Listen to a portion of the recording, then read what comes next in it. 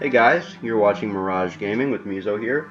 Today we're going to jump into Total War Rome 2. I've got a online battle replay for you guys to watch. So let's jump right into it. I'm playing as Baktria. My opponent's playing as Tylis. Quick look at each other's armies. We'll jump more into that when we get to the battle map. With Tylis, I kind of expected a bit of Oathsworn, and that's what he brought. So I figured I would have a Cav advantage because, you know, got the Cataphracts and the Bactrian Royal Cav. But here we go. So let's just go to the tactical map. I've got 6 pikes, 3 Bactrian Peltasts. I've got, what is it, 3 Hellenic Cataphracts in the middle here, and then on the flanks I've got 2 Bactrian horse archers with a noble horse, an extra noble horse, and same thing on this flank. My general's in a unit of Bactrian Royal Cav.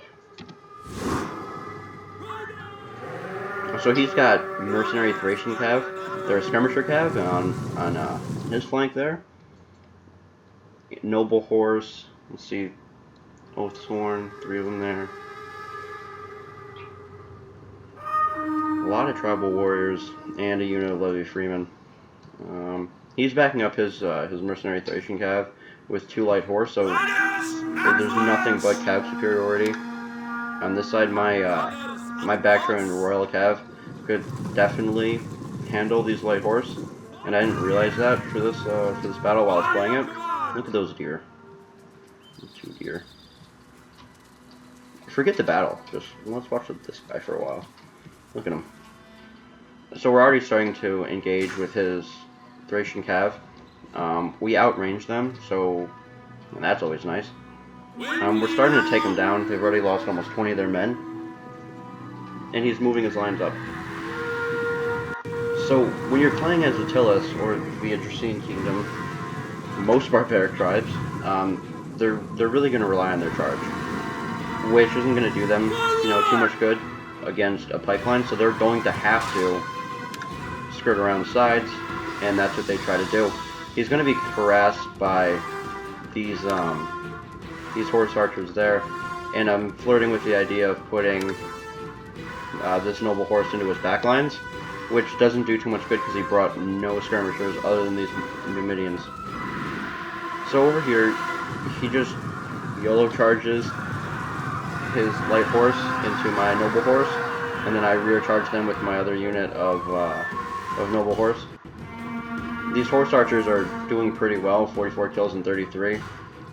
His light horse is already starting to break, and my noble horse have hardly taken casualties. That got a rear charge. So he's already lost 1 unit of his Thracian Cav, and his men are starting to, put some pressure onto this flank here. So I move these Peltasts, or not these Peltasts, these pikemen right here, and they're being supported by those Hellenic Cataphracts. I mean, head to head, these tribal warriors aren't gonna, decimate those Cataphracts, but the Cataphracts have enough, punch to them to really get the job done and at least hold them in place while I bring, Peltast fire in, move Bactrian Peltasts, or move pikes in to put some pressure on. This guy was an amazing opponent.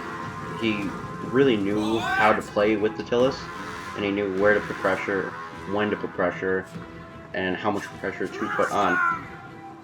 So I'm winning that Cav fight over there. I took a decent amount of losses, probably more than I should have. These horse archers are, nearly paying for themselves. And what's the scrap? See, they're just getting hit.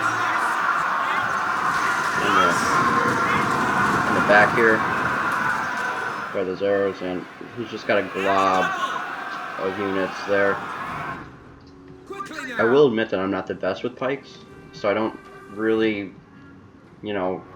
put them in a more defensive position. I don't react to his movements as well as I should have. These horse archers are putting a lot of pressure on his Oathsworn, and they're feet away from his Oathsworn. So we're just going to fire arrows into these Oathsworn. I have the noble horse into what would be his backlines, and at this point in the battle, we're chatting back and forth in the chat. he's beating himself up over his micro skills, and my micro skills aren't the best themselves, but I'm going to get a charge in the flank by these tribal warriors onto my pikemen, and I'm going to react to that with my general. So my cataphracts are doing, they're doing pretty well against these tribal warriors. I lost probably one guy, I think. Yeah, 2 men fell. And over here, a considerable amount of guys fell. They probably got a better charge, or the charge was better. Who knows? Now, these horse archers are really just ripping these Oathsworn to shreds. They've lost more than half their guys. These noble horse are, just trying to tie down their noble horse, and it's starting to work. I'm not too concerned about these Peltasts being subjected to a charge. Their armor stats are really good for a skirmisher troop. I am coming to grips with having to sacrifice 1 and 2, all of them. Whatever, they'll be okay. And my micro's not too good. Over here, I've got these units not doing as much as they should. They're just walking slowly, and they should be firing over here instead of whatever the fuck they're doing right there.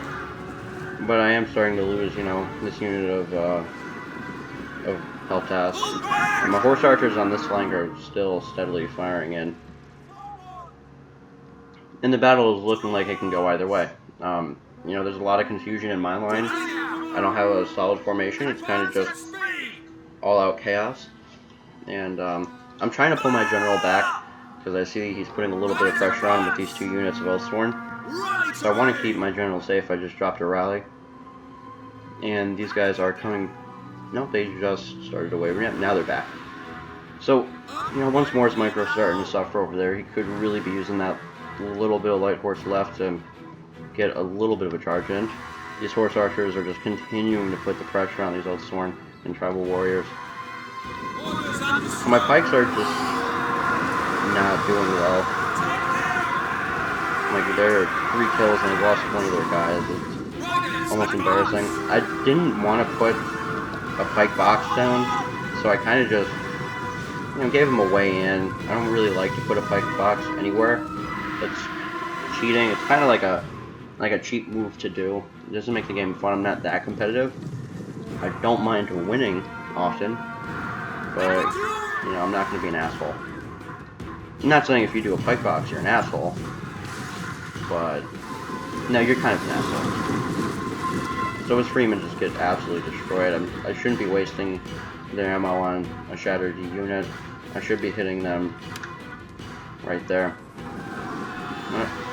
Nobody has perfect micro except for the air cartridge, probably. So over here, these horse archers are, 118 kills on that one, 70 on that one. They're doing phenomenally. My Peltasts got no kills, and they're doing whatever they want. 158 here, and 42. I charge out with a unit of horse archers to just destroy his light horse before he realizes that they're out there. And my men do start to break over here. I think I dropped a raised banner or battle rhythm or something. I'm not sure. No, it's another. Yeah, it's rally. So I am trying to keep these cataphracts in moderately good shape for the late game, and I'm being a little bit more aggressive with my general than I should be. I am going to lose my general shortly, but he does a good amount of damage. So I've got these noble horse not doing too much. I should be charging them in. Here, I'll probably end up going that way instead. Who knows what I was thinking. So I give a charge order with these cataphracts into this glob of units over here, and I charge my general into the flanks of these noble horse, and we get a pretty good charge. Those guys are going to go soon. Now my horse archers, I think these ones are out of ammunition, so I'm just going to charge them into the flanks here, while I put some pressure on with these pikes. And he sees that, and he tries to get a counter charge. He puts his men into shield wall, and that's effective, usually. Here, these guys are, they're scoring off against pikes. my noble horse get really caught up, and I don't think I saw that in time. So that's just going to grind out in this area. This was a huge grind out. I think we eliminated his general at this point. Yeah, we have. So now it's looking like I've got this tied up, and I should be winning. These Peltasts are just now laying it down.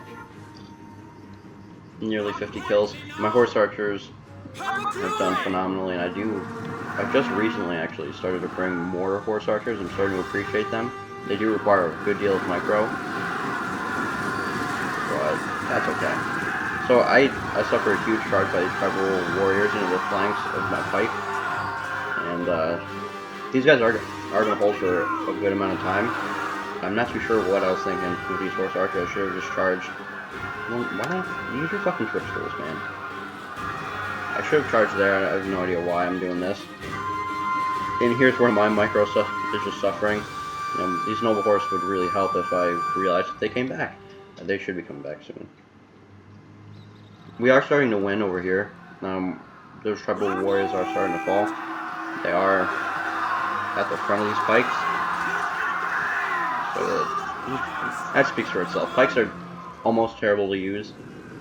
They do hold the line really well. I'm going to lose this unit of cataphracts, but 135 kills, and they've got 16 men left, so I'm pretty proud of them. 188 there. And these horse archers are going to finish up this unit here, or attempt to. These guys are still going strong with 170 kills. I haven't lost a man yet. My opponent's issue, I think, he did not bring enough skirmishers. He really relied on those javelin calves to be a skirmishing support, and he didn't do as good a job with them. I think they got something like 3 or 4 kills between the two units, which is not cost effective, huge waste of money. And his Oathsworn, if he didn't bring as many Oathsworn as he did, he would have had more money for upgraded slingers or skirmishers of any kind, which would have really helped punch through the armor of my pikes, cataphracts, and Peltasts. I do like to spend the money on the Baktria and Peltasts, or if I'm playing with another faction that offers Royal Peltasts, I'll bring them. Baktria and Peltasts are just, in my opinion, I love them. They're the quick reload, and I think like what, precision? Where are they? Yeah, and like precision shot. So I like to bring them for their abilities. It's nice to get 3 or 4 solid volleys off with precision shot and quick reload on, just to try and whittle down approaching troops. I don't think I microed that effectively enough in this one. But, I do win this calf fight over here, and his men are starting to go. So now I've only got this unit of Oathsworn to worry about, and they've racked up a considerable amount of kills, and they're wavering. So I am going to win this one. Once more, use a great guy to play with. Absolutely enjoyed it. I'm going to end the replay here, and we're going to look at some of the casualties. So it was Pyrrhic. I lost over half my men, but if you see here, for the price of those Oathsworn, these guys killed 3, and those guys killed none. And if you don't know how to use the Oathsworn, or if you're thinking that I'll just powerhouse the game or whatever you're gonna, or that's tribal warriors. Well, same thing. They're expensive guys. We'll look at how much they cost actually. Now, so let's take a look at how much those guys cost.